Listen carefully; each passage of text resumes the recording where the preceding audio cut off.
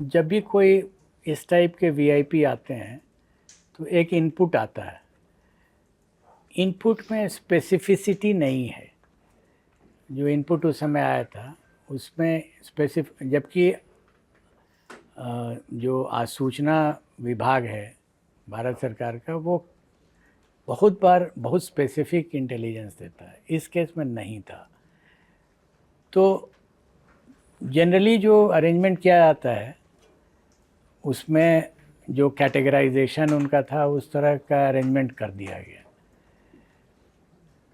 दुर्भाग्यवश पहला ब्लास्ट जो हुआ, दुर्भाग्यवश हम उनके लिए बोल रहे हैं जो लोग क्रिमिनल्स थे जी। जो पहला ब्लास्ट हुआ वो रेलवे स्टेशन पर हो गया, पटना रेलवे स्टेशन पर। उसमें दो लोग थे, दोनों एक ही गैंग के थे, एक इस बाथरूम में और एक उस बाथरूम में, बगल अगल के। ये लोग दोनों उसका टाइमिंग डिवाइस को सेट कर रहे थे बम की। गलती एक से हो गई और वो ब्लास्ट कर गया। बगल वाला भी भागा वहाँ से। जिसके बॉम्ब का ब्लास्ट हुआ वो बैडली इंजर्ड हो गया, तो बात करने की स्थिति में नहीं था।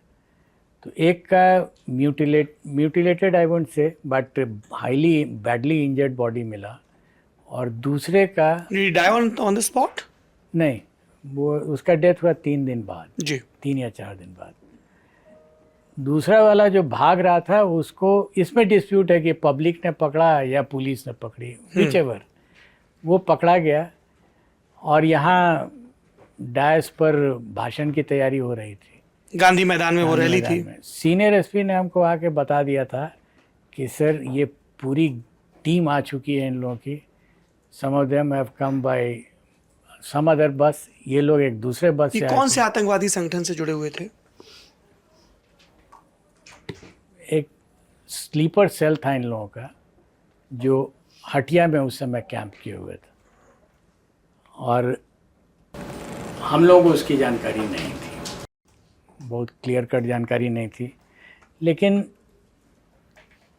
जब ये ब्लास्ट हो गया तो एसपी ने हमको आके बता दिया कि सर वो ग्रुप आ चुका है, दे हैव रीच्ड गांधी मैदान।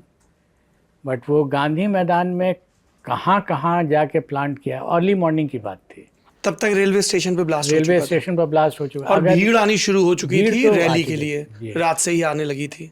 और गांधी मैदान को अगर आप देखिएगा तो एक बहुत बड़ा पोर्शन उसका ओपन है जी, लोग आ सकते हैं, जा सकते हैं, उसमें सब क्राउड उनको सुनने के लिए भी नहीं था। बट एक पर्टिकुलर एरिया था जिसको हम लोग कॉर्डन ऑफ करके रखते हैं, वो कॉर्डन ऑफ था। वहाँ तक आप इसीलिए गौर कीजिएगा कि जो ब्लास्ट हुए हैं स्टार्ट होता है एक एंड से जी, जो बहुत दूर पर था, और वहाँ से वो नज़दीक आया है, सीरियली नज़दीक आता गया है। But with in striking range एक भी नहीं था। नरेंद्र मोदी जिस मंच पर मौजूद थे वो फिर डी एरिया और फिर उससे आगे तक नहीं आ पाया था। उसको हम लोगों ने बहुत सिक्योर किया हुआ था।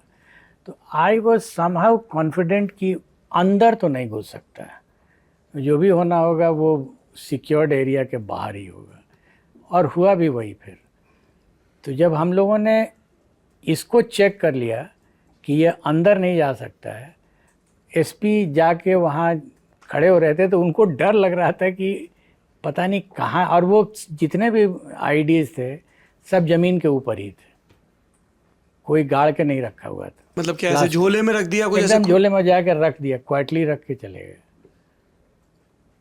तो ये सब उसी तरीके से हुआ, सब टाइमर्स था।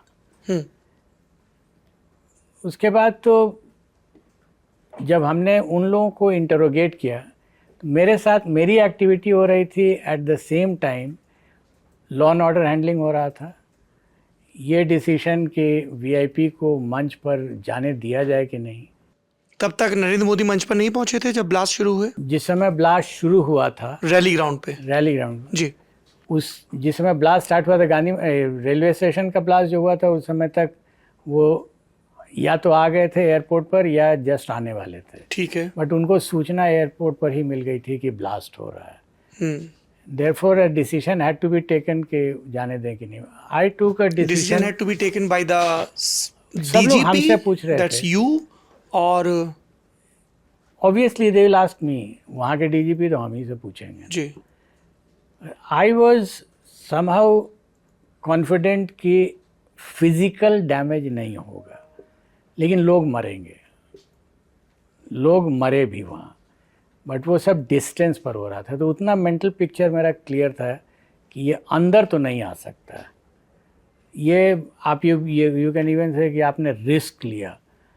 Yes, it was a calculated risk, क्योंकि हम जानते थे कि अंदर ये जब नहीं आएगा तो उसका जितने भी गेट्स थे वो सब सिक्योर्ड था, अंदर नहीं आ सकते हैं, उतनी दूर से आप हिट भी नहीं कर सकते हैं। बट बिहार के लोग का डेथ हुआ, अच्छी संख्या में डेथ हुआ।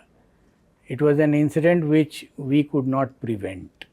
इस ऑप्शन पर क्या विचार किया गया था कि जब अब पता है कि वो जो आतंकवादियों की स्लीपर सेल है वो एक्टिव हो गई है और गांधी मैदान में बॉम्ब फिट किए गए हैं, तो रैली कैंसिल कर दी जाए, पर क्या उतनी भीड़ मैनेज नहीं हो सकती थी? क्या थे ऑप्शंस? ऑप्शन एक था कि आप कैंसिल कर दीजिए, तो कैंसिल कर दीजिएगा तो इशू ही समाप्त हो जाता है। बट आई टूक अ डिसीजन कि नहीं, दी VIP will can not be harmed in person. ये मेरा बहुत क्लियर था माइंड कि हार्मिंग इन पर्सन नहीं हो सकता है। तो इसलिए हमने उनको कहा कि if he takes a decision to come, he can come, address जो डैमेज होना होगा क्राउड के, जो crowd out of the D area far end पर, वहाँ होगा, और हुआ भी। आपकी नरेंद्र मोदी जी से बात हुई इस सिलसिले में उस दौरान? नो। तो आप लोगों का चैनल ऑफ कम्युनिकेशन क्या रहता है, क्या प्रोटोकॉल डीजी, होता उनका है? जो DG था वो शायद गुजरात के डीजी साथ में आए थे? कोई DG या ADG रैंक का कोई अफसर था। Who was taking care of his security at that point of time? Yes, लिएज वही कर रहे थे। और मुख्यमंत्री नीतीश कुमार से क्या संवाद हो रहा था आपका? उनको हम ब्रीफ्ड रख रहे थे कि क्या हो रहा है और क्या करेंगे। The DGP can keep him briefed.